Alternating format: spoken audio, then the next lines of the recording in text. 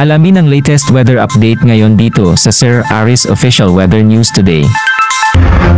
Narito ang ating latest satellite image kung saan easternies pa rin o yung mainit na hangin galing karagatang Pasipiko ang nakakaapekto sa ating bansa. Gayunpaman, asahan natin ang frontal system na magdadala ng maulap na papawirin at makalat-kalat na pukulan, pagkidlat at pagkulog sa extreme northern Luzon, particular na nga sa Batanes, pati na rin sa Babuyan Islands.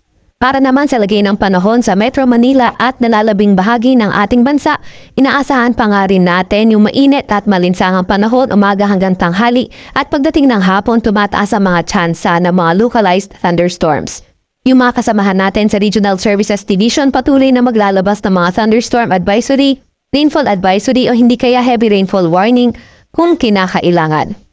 Sa kasalukuyan rin nga ay wala tayong namomonitor na low pressure area or bagyo sa loob or malapit sa ating Philippine Area of Responsibility.